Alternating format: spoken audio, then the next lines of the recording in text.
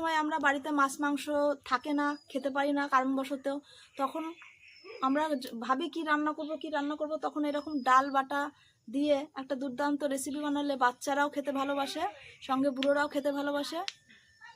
তো কড়াই গরম হয়ে গেছে, কড়াইতে দিয়ে দেবো সাদা তেল।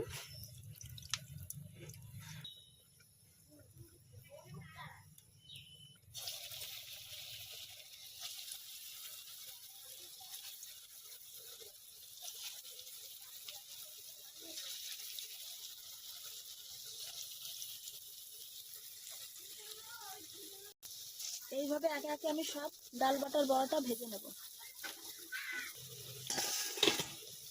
ভাজা হয়ে গেছে বড়াগুলো। এই ভাজাগুলো চাইলে আপনারা এমনিও খেতে পারবেন, ভালো লাগবে।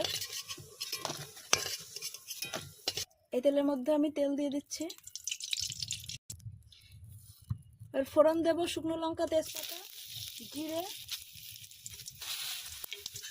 আমি এই রান্নাটা করব পেঁপে আর আলু দিয়ে। তা পেঁপে আর আলু আমি গোল গোল করে ডুমডুম করে কেটে নিয়েছি একটা টমেটো।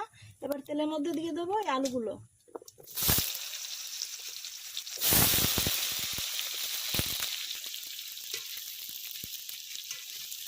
এবার পেঁপে আর টমেটোটাও দিয়ে দিচ্ছি।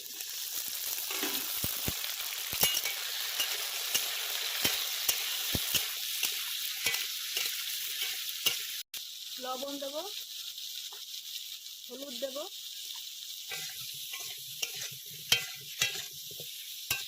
আদা আর লঙ্কা বেটে রেখেছিলাম সেই বাটা মশলাটা দিয়ে দিচ্ছি। দিয়ে ভালো করে কষিয়ে নেব।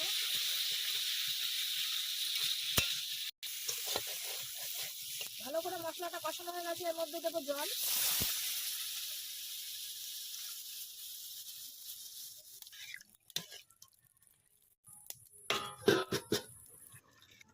তরকাটা এদিকে জাল হচ্ছে, তা যারা ভিডিওটা ইউটিউব থেকে দেখছেন তারা অবশ্যই চ্যানেলটিকে সাবস্ক্রাইব করে পাশে থাকবেন, আর যারা ফেসবুক থেকে দেখছেন তারা অবশ্যই ফলো করে রাখবেন।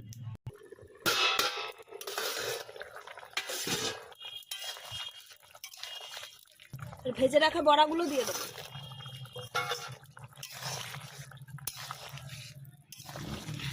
বড়াটা একটু জাল হবে।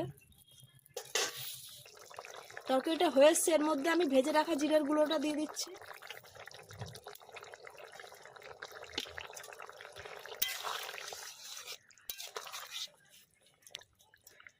তরকারিটা এবার নামিয়ে নেব। একটু ঝোল ঝোল রাখলাম, কারণ নামালে পরে ঝোলটা টেনে নেবে।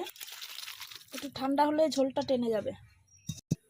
রেডি হয়ে গেছে আমাদের এই রান্নাটা, মটরের ডালের বড়া দিয়ে তরকারি। এই রান্নাটা বাড়িতে করে খেয়ে দেখবেন কেমন হলো, কমেন্ট বক্সে অবশ্যই জানাবেন।